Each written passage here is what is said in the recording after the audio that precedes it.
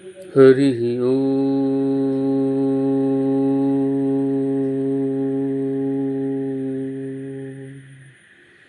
तव कथामृतं तप्तजीवनं कविभिरीडितं कल्मषापहं श्रवणमङ्गलं श्रीमदाततं भुवि गृह्णन्ति ये भूरिदा जनाः। গ্রন্থ দর্পেশ দর্শন প্রথম অধ্যায়। বিষয়ে শ্রী শ্রী গোস্বামী প্রভু। পত্রাংশ সংখ্যা 23। সর্বসাধারণের দৃষ্টিতে গোসাই একজন সন্ন্যাসী ও মহাত্মা ছিলেন।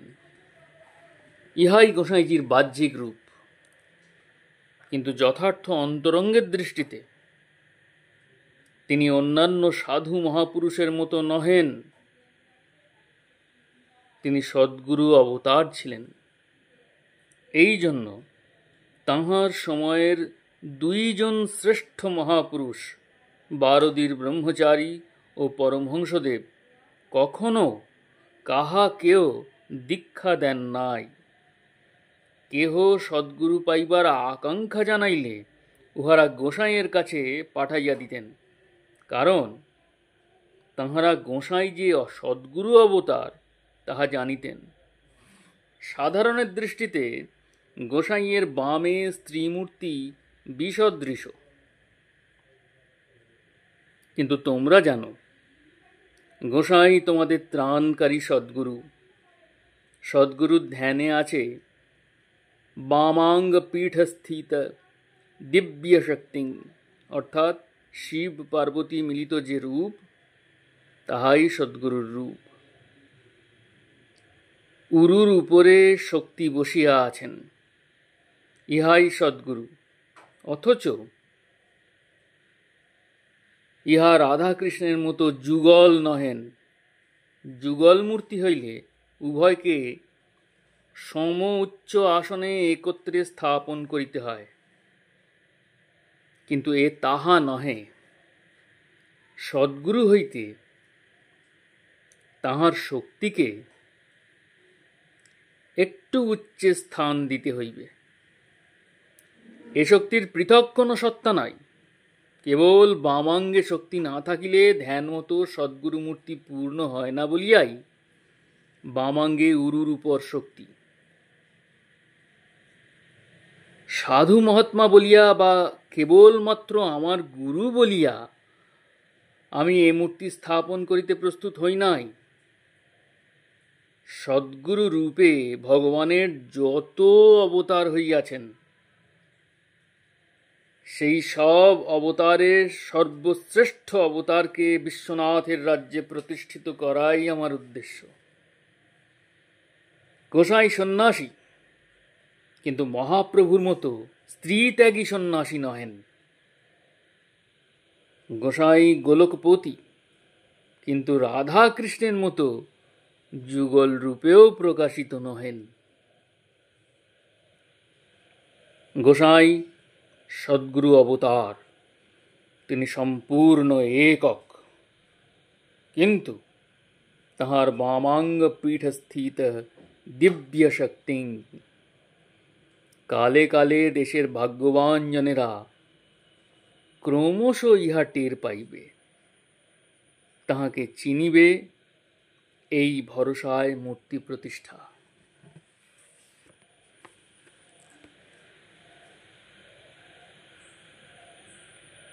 পত্রাংশ সংখ্যা 24।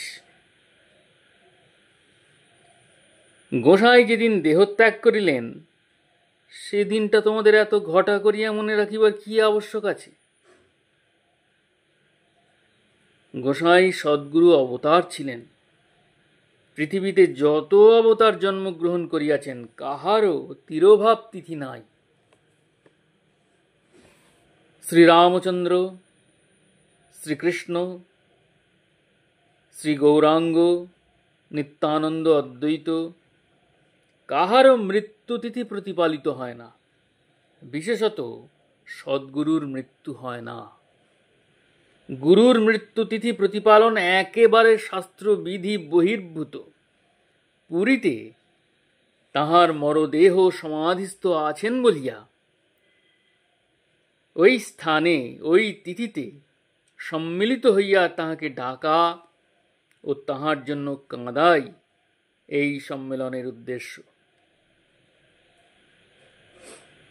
অন্যত্র ইহার অনুষ্ঠান একেবারেই অবিধেয়।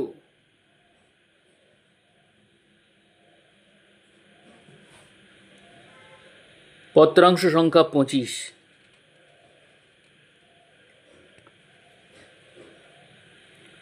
উড়িয়া ভাষায় গোসাইজির জীবনী তোমার দ্বারাই লিখিত হইবে। উহা করিতে হইলে তুমি ধীরে ধীরে লাইফ অফ বিজয়কৃষ্ণ, বিজয়শ্রী, শ্রী শ্রী বিজয়কৃষ্ণ লীলামৃত, সদ্গুরু সঙ্গ প্রভৃতি বইগুলি প্রথমে পড়িয়া লইবে। ইহা অপেক্ষা আমার প্রিয় কার্য আর কিছুই নাই জানিবে। তোমার এই কর্ম সফল হোক। পত্রাংশ সংখ্যা 26। গোসাইজির জীবনী তোমার দ্বারাই উড়িয়া ভাষায় লেখা সম্ভব হইবে। কি করিয়া তাহার জীবনে ভাগবতোক্ত ব্রহ্মেতি পরমাত্মেতি ভগবানীতি শব্দ্যতে প্রকাশ পাইয়াছিল তাহাই দেখাইতে হইবে। তাহার জীবনী বইগুলি আগে পড়িয়া লও। পত্রাংশ সংখ্যা 27। বিপিনচন্দ্র পালের প্রবর্তক বিজয়কৃষ্ণ সুন্দর গ্রন্থ।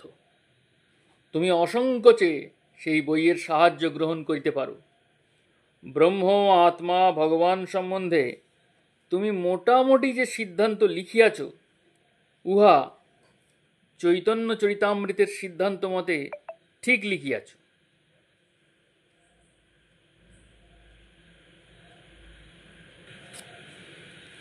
এই ত্রিতত্ত্ব কিভাবে গোসাইজির জীবনে ফুটিয়াছিল তাহা দেখানোই তোমার কৃতিত্বের উপর নির্ভর করিবে। উহা আপনা হইতেই ঠিক হইয়া যাইবে। নিত্য নিয়মিত সাধনে গোসাইজির জীবন্ত কৃপার ভিতর দিয়া সমস্ত তত্ত্ব তোমার চিত্তে পরিস্ফুট হইবে, যেমন বিষ্ণু বাবাজির হইয়াছিল।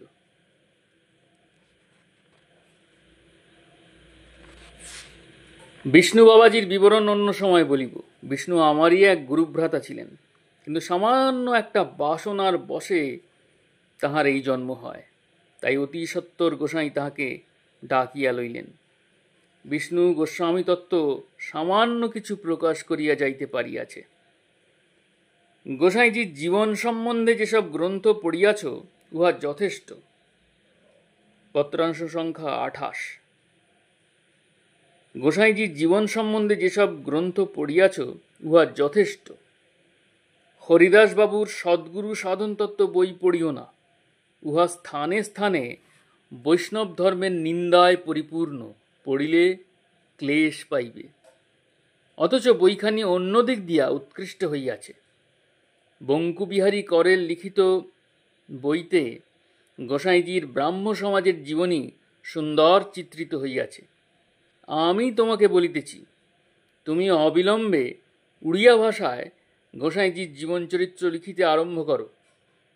অমৃতলাল সেন, জগৎবন্ধু মৈত্র ও নবকুমার বাগচি এই তিনজনে জীবনী লিখিয়াছেন। ইচ্ছা হইলে উহাও দেখিয়া লইতে পারো। তুমি যে গোসাইজিকে বুঝিতে চেষ্টা করিতেছ, ইহাই তোমার সিদ্ধির পক্ষে যথেষ্ট।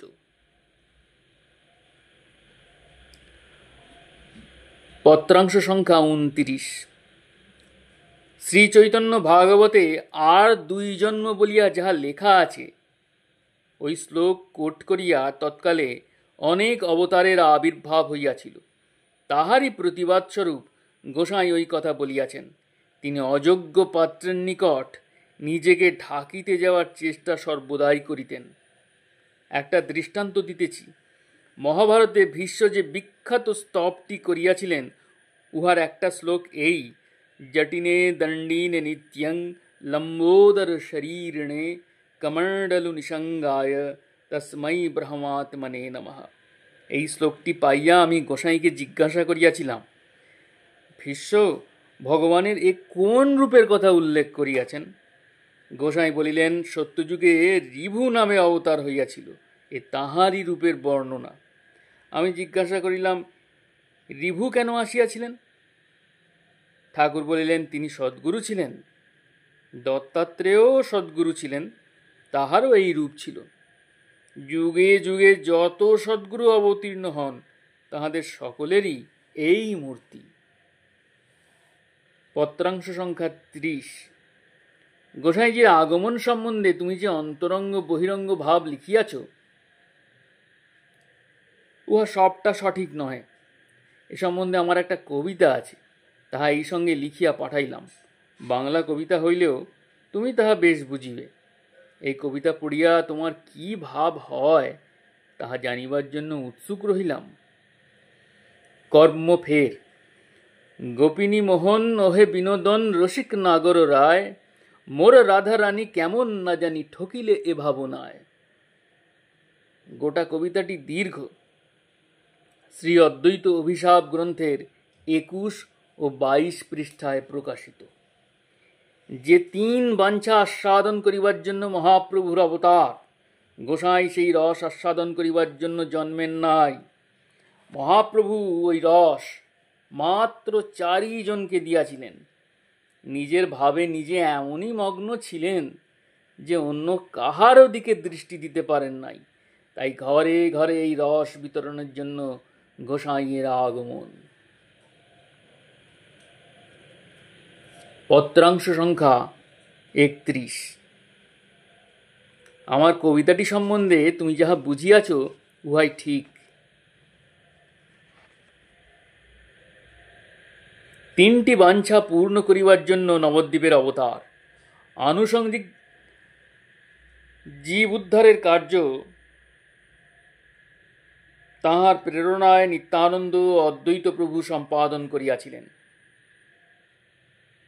আনুষঙ্গিক জীব উদ্ধারের কার্য তাহার প্রেরণায় নিত্যানন্দ ও অদ্বৈত প্রভু সম্পাদন করিয়াছিলেন, কিন্তু উহা কেবল জীব উদ্ধারী, ব্রজরস সঞ্চারণ নহে। দ্বারে দ্বারে ওই রস উপযুক্ত পাত্র দেখিয়া সঞ্চার করিবার জন্যই শ্রী বিজয় কৃষ্ণের আবির্ভাব। তাহার দত্ত প্রণালীর মধ্যে সুকৌশলে এমনই ব্যবস্থা হইয়াছে যে যদি কেহ নিষ্ঠার সঙ্গে এই সাধন করে, তবে ধীরে ধীরে এই বৈধি সাধনের ভিতর দিয়া তাহাকে রাগানুগায় পৌঁছাইয়া দিবে। এই বৈধি সাধন প্রণালীগত বৈধি সাধন নহে। এই সাধন ছদ্মবেশে ব্রজরস ব্যতীত আর কিছুই নয়। জয় গুরু, জয় গুরু, জয় গুরু, জয় দরবেশ, জয় গোসাই, প্রণাম।